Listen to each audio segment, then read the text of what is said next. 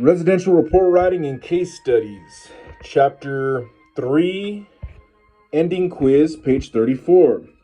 I just took the test and I passed it with an 84.6%. So remember, number 1, if an appraisal report indicates 3 comparable sales adjusted to indicate 210,000, 220,000, and 230,000, the appraiser is not required to explain why he or she reconciled the value indication at 220,000.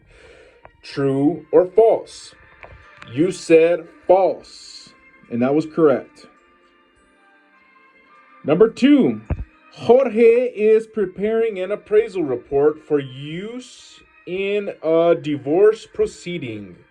What are his USPAP reporting requirements regarding his definition of value? You said he must state the definition and cite its source, and that was correct. Number 3, Rocky completes an appraisal on a small commercial building, and he does not develop the cost approach. What are his reporting requirements for an appraisal report regarding the cost approach? You said he must explain the omission of the approach, and that was correct. Number 4, Barb is reporting an appraisal of a single-family home using a URAR form.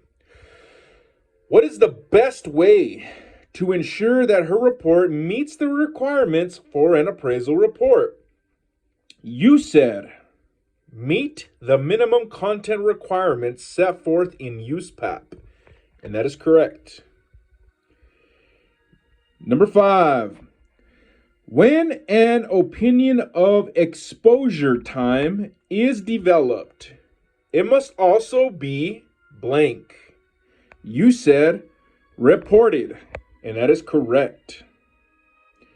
Number 6, the certification statement used in a written real property appraisal report must be used exactly word for word as it appears in USPAP Standards Rule 2-3. True or false?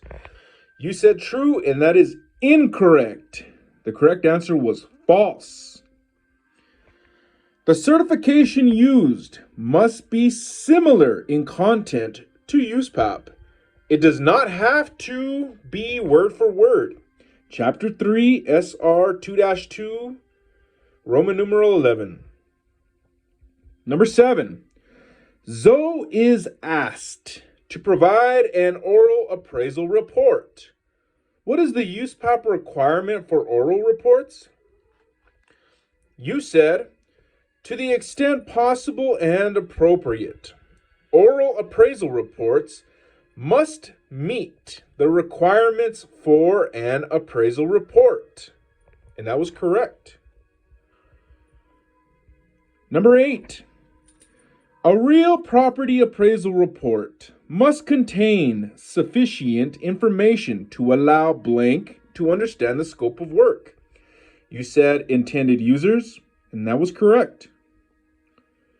Number 9, which statement is false regarding disclosure of scope of work in an appraisal report? You said it must consist of small summaries located in various places throughout the report. That's incorrect. The correct answer was it must appear in a specific section of the report labeled scope of work. It is not required that each report contain a specific section of the report labeled scope of work, wherein the appraiser summarizes the appraisal process performed, as well as those steps in the appraisal process which were not performed. Nevertheless, many appraisers choose to do this. Chapter 3, Scope of Work. Number 10, Mike completes an appraisal for a property owner who is thinking of selling her property and wants to know what she should ask for it. 2 weeks later, The property owner calls and states she now wants to appeal her tax assessment. She asks Mike to change the intended use to assessment appeal. What are Mike's obligations under USPAP? You said he may not change the intended use after the appraisal has been completed, and that is correct. Number 11. An appraiser is required to state blank dates in every appraisal report. You said 2 dates, and that was correct. Number 12. A sentence in an appraisal report that indicates the subject property is currently under agreement for $550,000 would be considered blank. You said a statement, and that is correct. And lastly, number 13, which report option specified in USPAP is the most detailed? You said appraisal report, and that was correct. Continue. Page 1, Chapter 4, the Uniform Residential Appraisal Report. Chapter Overview. In this chapter, we will address the role of pre-printed report forms in real property appraising. Most residential report forms are created by Fannie Mae and Freddie Mac. The content of the report, and not its form or format, determines its compliance with the minimum requirements of USPAP. As such, we will discuss USPAP minimum reporting requirements and the Uniform Residential Appraisal Report, URAR form. Chapter 4, Learning Objectives. Upon completion of this chapter, participants will be able to identify the difference between a form and a report. Explain why correctly filled out appraisal forms do not equate to USPAP compliance. Summarize how USPAP compliance for appraisal reports is determined, and outline the uses and limitations of the URAR form. End of page. Page 2. Appraisal report forms. Previously in this course, we acknowledged that residential appraisers tend to be very form-focused. One reason for this tendency is the fact that our appraisal software accurately reproduces the standard appraisal forms for data entry purposes, and we use this software on a daily basis. Another reason for this form mentality is that government-sponsored enterprises, Fannie Mae and Freddie Mac, have standardized most of the report forms that appraisers and lenders use day in and day out. Our clients order appraisals from us not only in terms of the scope of work expected, for instance, interior and/or exterior inspection, but also in terms of what Fannie Mae form they expect the appraiser to use. There is nothing wrong with this, so long as we keep everything in perspective.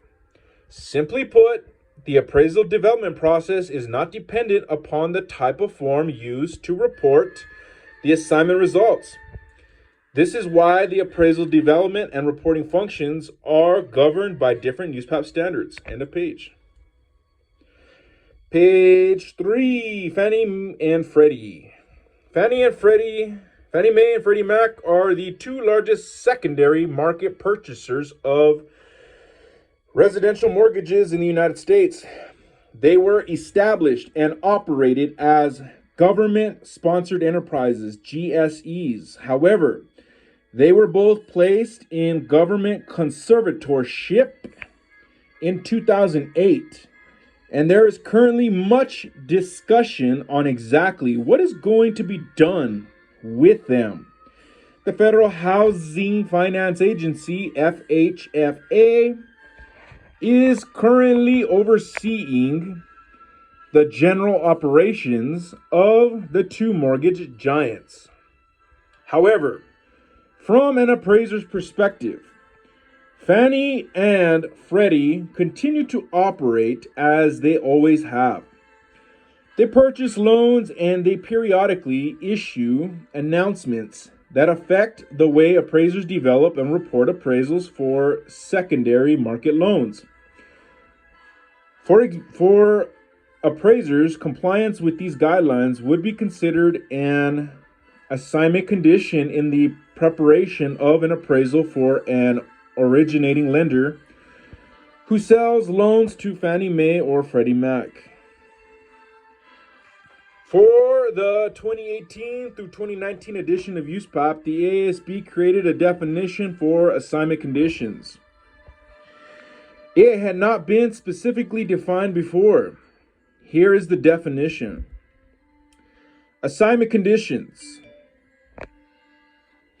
Assumptions, extraordinary assumptions, hypothetical conditions, laws and regulations, jurisdictional exemptions, and other conditions that affect the scope of work. As residential appraisers know, Fannie and Freddie create report forms for appraisal and review assignments. These forms have become the industry standard for residential appraisal assignments. In fact, many appraisers even use these forms for lenders that do not sell loans on the secondary market. Some of the more common Fannie and Freddie forms include 1004, 70 is the Uniform Residential Appraisal Report. The 2055 is the Exterior Only Inspection Residential Appraisal Report. The 1073 is the Individual Condominium Unit Appraisal Report. The 1075 is an Exterior Only Inspection Condominium Unit Appraisal Report. The 1025 is the Small Residential Income Property Appraisal Report. And the 2000 is the One Unit Residential Appraisal Field Review Report.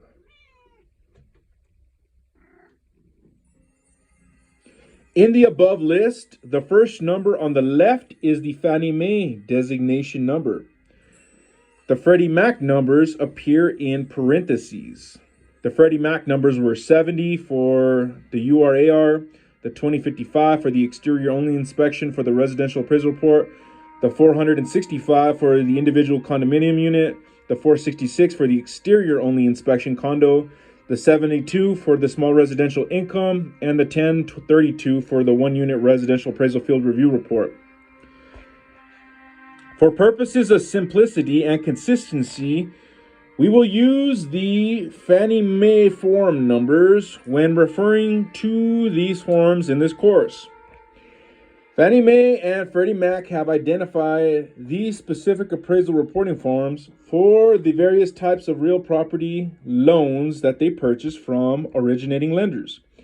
We will provide information on the use of the forms as part of this section. We will initially concentrate on the URAR because that is the report most often requested by lenders/clients. End of page.